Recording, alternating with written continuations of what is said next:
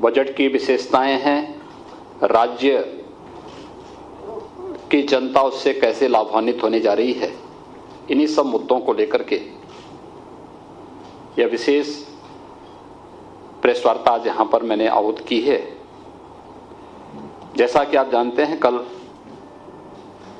केंद्रीय वित्त मंत्री जी ने अमृतकाल का ये पहला बजट प्रस्तुत किया है।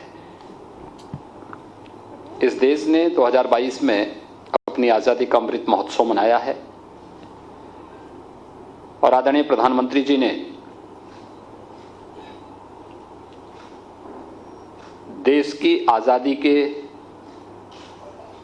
शताब्दी महोत्सव तक इस 25 वर्ष के कालखंड को अमृत काल के रूप में संबोधित करते हुए अमृत काल की और आजादी के शताब्दी महोत्सव के वर्ष में हम कैसा भारत चाहते हैं, उससे पूरे देशवासियों को जोड़ने का आह्वान किया था। और आजादी के अमृत महोत्सव के मुख्य महोत्सव में आदरणीय प्रधानमंत्री जी ने देश को पंच प्रण से जोड़ने की बात की थी। पंच प्रण में एक प्रण विकसित भारत के निर्माण का भी है और अमृत काल का ये पहला बजट उस विकसित भारत की परिकल्पना को साकार करने वाला एक सर्वस्पर्शी समावेशी बजट है, जो समाज के प्रत्येक तबके को, गांव, गरीब, किसान, नौजवान, महिलाएं, वंचित, वनवासी समुदाय और समाज का वो प्रत्येक तबका, उन सबको इसमें अवसर देने का कार्य किया है। और इन सभी अवसरों को यूनियन बजट में सप्तऋषि के रूप में संबोधित किया गया है। यानी जैसे भारत ने अपनी पूरी व्यवस्था को मार्गदर्शक के रूप में सप्तऋषियों के रूप में लिया है।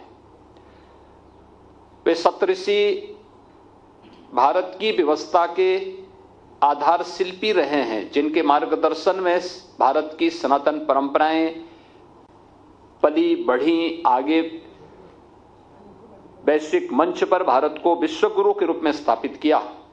ऐसे ही सप्तऋषियों ने भी के ही मार्गदर्शन में सारे कार्य हुए थे और सप्तऋषि के रूप में मार्गदर्शन करने के लिए 7 महत्वपूर्ण मुद्दों को लेकर के, जिसमें इंक्लूसिव डेवलपमेंट यानी एक समावेशी विकास का मॉडल खड़ा करना, रीचिंग द लास्ट माइल यानी अंत्योदय की परिकल्पना, अंतिम पायदान पर खड़े हुए व्यक्ति के लिए शासन की योजनाओं का लाभ देना। आपने देखा होगा कि कोरोना कालखंड में पिछले 3 वर्ष से लगातार 80 करोड़ लोगों को प्रधानमंत्री गरीब कल्याण अन्न योजना का लाभ मिल रहा है और प्रधानमंत्री गरीब कल्याण अन्न योजना का लाभ अगले 1 वर्ष के लिए और बढ़ाने का कार्य हुआ है। 2 लाख करोड़ रुपए सालाना इस पे खर्च होता है। यह भी इस योजना का इस बजट का एक महत्वपूर्ण हिस्सा है। इंफ्रास्ट्रक्चर एंड इन्वेस्टमेंट, अगर हम 2013-14 की तुलना में भारतीय रेल के बजट को देखें तो इसमें 2,40,000 करोड़ रुपए का प्रावधान किया गया है। 2013-14 की तुलना में 9 गुना अधिक है। हाईवेज के बारे में देखेंगे तो एक बड़ा इंफ्रास्ट्रक्चर डेवलपमेंट के लिए 50 नए एयरपोर्ट, हेलीपोर्ट, वाटरवेज आदि के लिए भी प्रावधान किया गया है और इसका सर्वाधिक लाभ उत्तर प्रदेश लेने जा रहा है।